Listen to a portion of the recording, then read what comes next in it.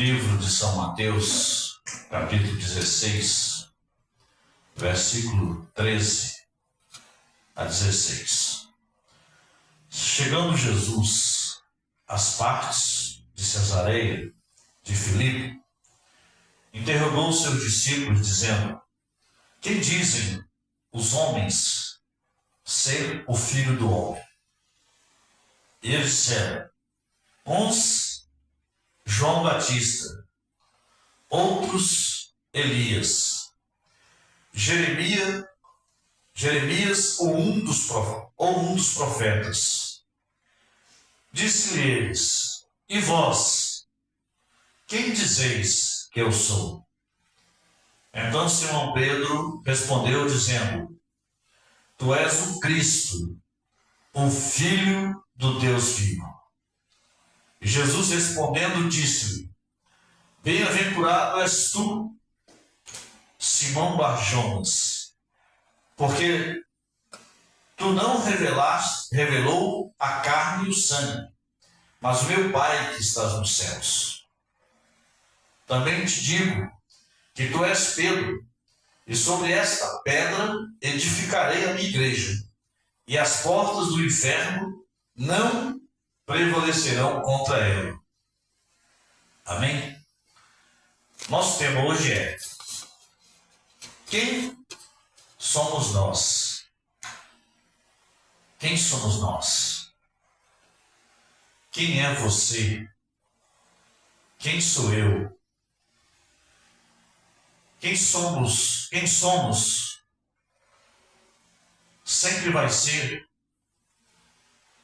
a pessoa completamente oculta,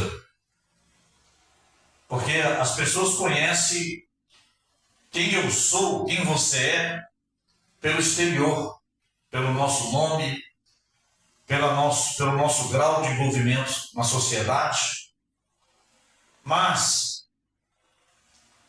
nessa sociedade caótica, deturpada e completamente pervertida, tanto no âmbito político, religioso, social, como essa sociedade vai saber quem eles são? Como essas pessoas vão saber quem são eles? Não é?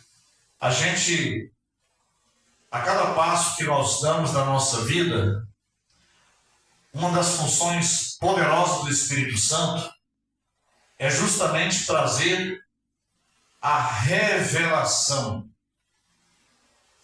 do mover de quem é Deus para a nossa vida, quem é Deus para você e quem você é.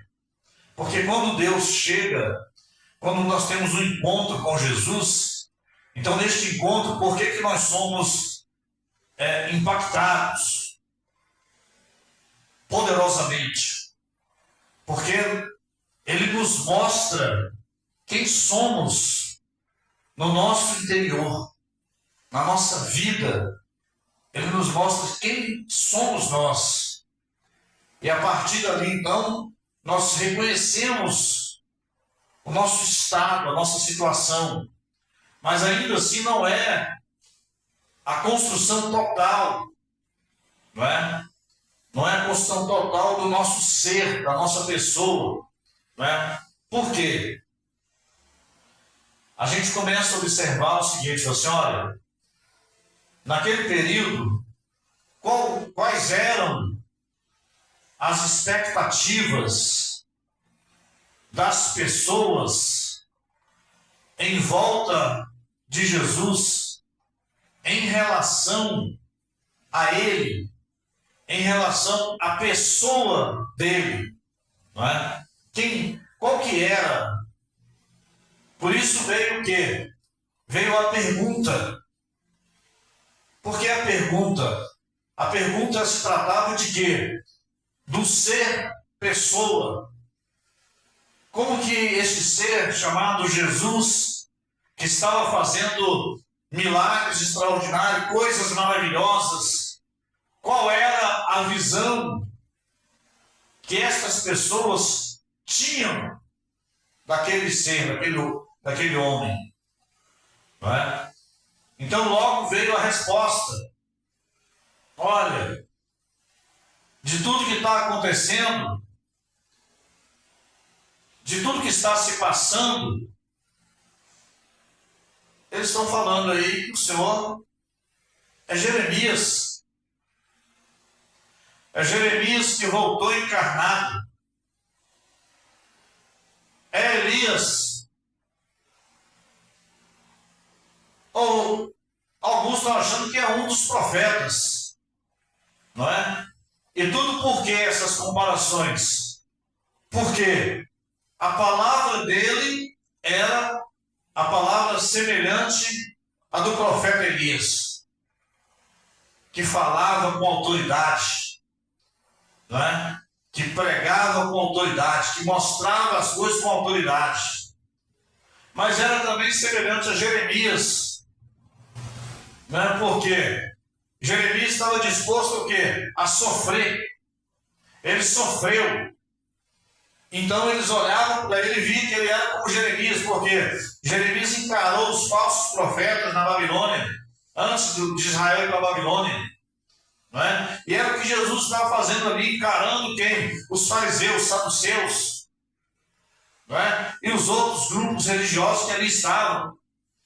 Então a gente começa observando o seguinte: olha, as pessoas então olhavam para ele e tinham uma visão de quê?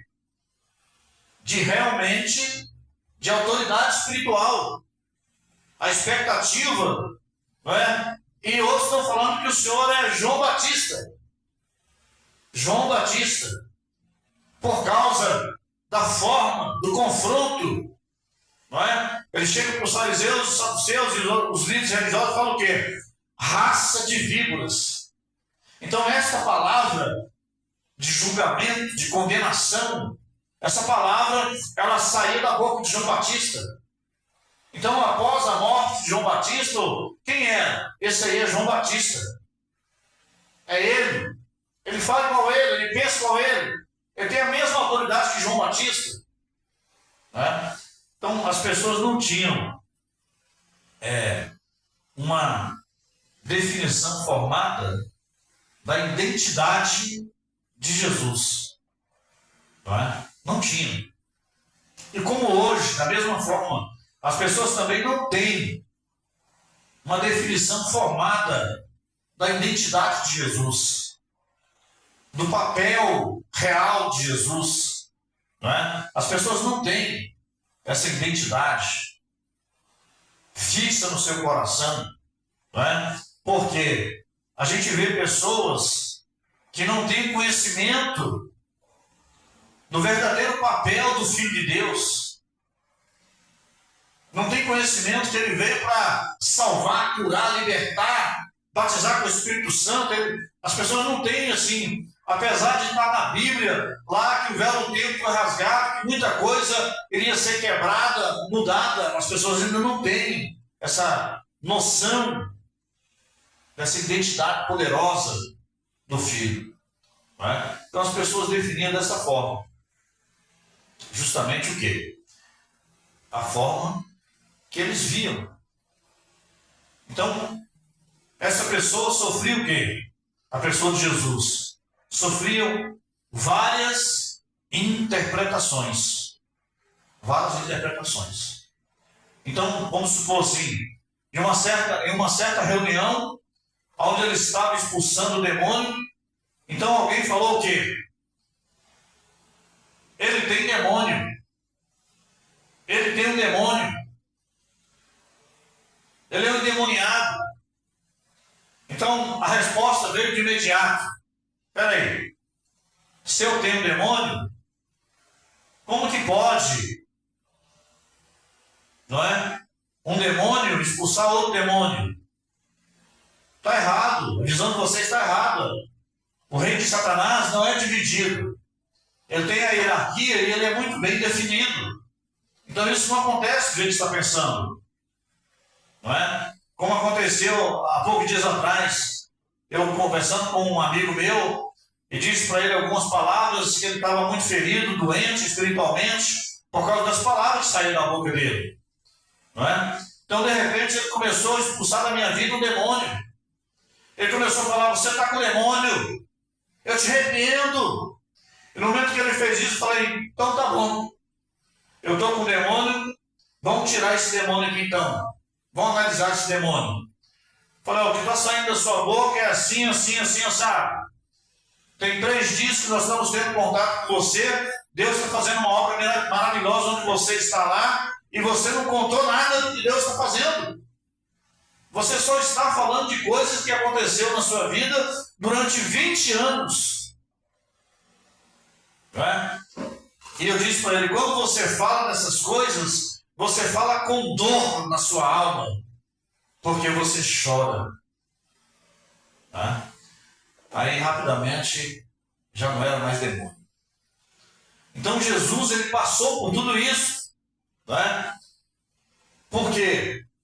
Porque realmente agora ele vai falar para os discípulos: olha, eu quero saber qual é a visão das pessoas. Qual é a visão? Né? Qual é a visão das pessoas? Então a gente observa o seguinte: você olha outra coisa importante aqui, que é falar assim: olha, a sua pessoa, né? Eu e você agora, qual é a visão que as pessoas, né, têm sobre a nossa vida? Qual é a expectativa? Né? Quais são as interpretações que as pessoas fazem de nós? Porque a visão que nós temos, às vezes, as pessoas falando aqui, falam assim: olha, eu não estou nem aí por aquilo que as pessoas falam de mim. Eu não me importo com o que as pessoas estão falando de mim. Eu digo para as pessoas assim: olha, é importante você entender que eu, você, qualquer uma pessoa, nós permitimos que as pessoas nos interpretem.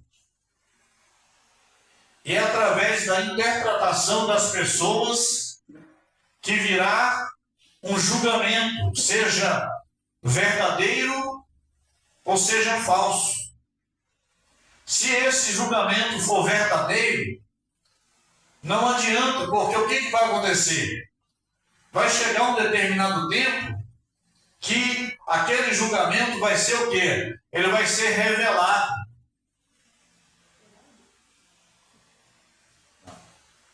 Ele vai ser revelado. Então, nós estamos então o quê? Você olha, sujeito às interpretações das pessoas, como Jesus.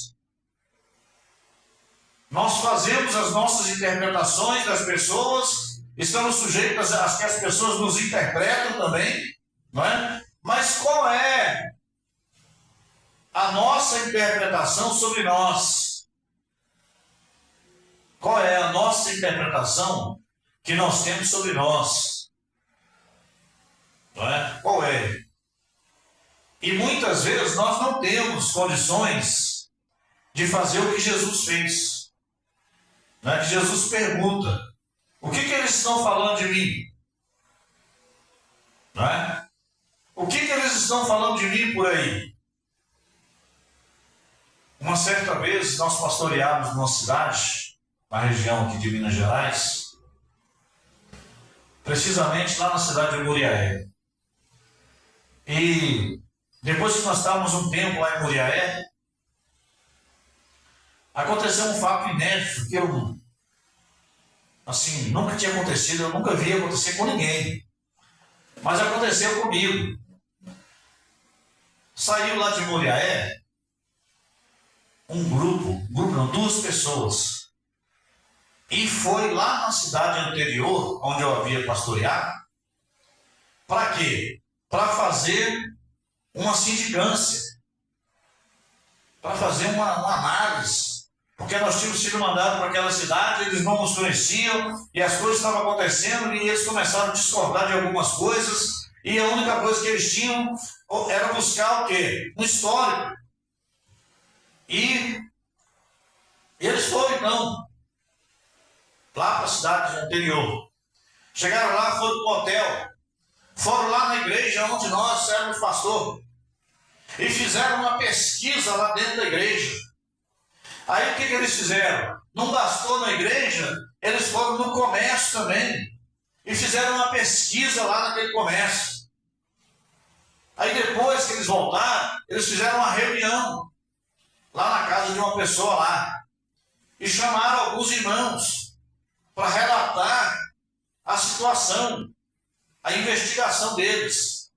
Aí foi tão surpreendente que a pessoa falou assim: olha, eu encontrei duas pessoas que falaram assim, muito mal dele. Mas falaram muito mal dele. E essas pessoas que falaram muito mal dele não eram da igreja. Não eram da igreja, eram de fora da igreja. E falaram o seguinte, que ele era muito radical. Que ele era muito radical. Muito radical. E de repente ela falou assim, eles foram questionar assim, por que nós tínhamos saído lá e tal, que coisa. Então falou assim, olha, tudo que falaram dele, nós não acreditamos. Porque aqui, ele era um grande evangelista. Ele fazia um grande trabalho de evangelização na nossa cidade. E foi falando as outras coisas, né? Depois o irmão, não quero citar o nome dele, me procurou, que participou da reunião, e falou assim, pastor, eles voltaram envergonhados. Eles voltaram envergonhados. Por quê? Porque as pessoas falavam, o senhor é conhecido na cidade toda. Porque o senhor andava de bicicleta, subia os morros, fazia isso, fazia aquilo. O senhor pregava nas ruas, nas esquinas, nas casas, o senhor apoiava. Eu falei, meu Deus, coisa maravilhosa, né? Então, tipo assim, qual é a interpretação? Esses dias, né, contei para você esses dias, que eu estava lá no congresso, no encontro, de repente eu fiquei ouvindo assim, que aquelas pessoas estavam falando, que foi falado a nosso respeito, porque não é só eu, né? É você também, você é minha esposa. Então, olha só, tem um que falou assim, olha, rapaz, eu estou até emocionado de estar aqui com você. Tão bem que as pessoas falaram de você. Agora, é claro que vai ter pessoas também que vai fazer o quê? Que vai falar mal, que vai reclamar, que vai murmurar, que vai mentir. Então, agora, é muito importante nós entendermos o que está sendo, o que foi construído dentro dos nossos corações, dentro da nossa vida. Não é porque a minha velha frase, não importa se as pessoas estão falando de você, não importa. O que importa é se você não é porque a pessoa, o que as pessoas estão falando, não é? Isso que é importante. Então, né, por exemplo, no caso de Jesus, eles apenas falavam que eles eram como os profetas. Então não tinha nada demais nisso. Não é? Porém, não havia um reconhecimento de que ele era o Salvador enviado para Israel. Então, a gente começa a observar o seguinte, você olha, ele volta para os seus discípulos agora e vem a pergunta fatídica, né? Olha, e vocês? Quem eu sou para vocês? Quem eu sou para vocês? Pergunta simples, não é? Mas que Pedro a definiu com precisão. Tu és o Cristo. A palavra Cristo do grego é ungido, não é? Tu és o Cristo ungido do Deus vivo, o Filho do Deus vivo. Não é? Tu és o Filho do Deus vivo. Pronto, definiu qual que era a identidade dele no meio de toda aquela nação de Israel. O Cristo ungido, Filho do Deus vivo. Essa era a identidade dele. Não é? Aí que Jesus fala para Pedro, que ele fala assim, olha, não foi a carne, não foi o sangue que te revelou isso. Porque a nossa carne, quando estamos na alma, na carne, a nossa carne não traz nenhuma revelação de Deus para nós. A nossa carne só traz o quê? Indignação. A nossa carne só traz aquilo que não glorifica e agrada o nome do nosso Deus. Então, Jesus fala, olha, foi o meu Pai que está nos céus que fez o quê? Que revelou para você, que mostrou para você quem sou eu. Quem sou eu? É por isso que nós precisamos dessa revelação clara, né, de Jesus. Quem é a pessoa de Jesus para nós?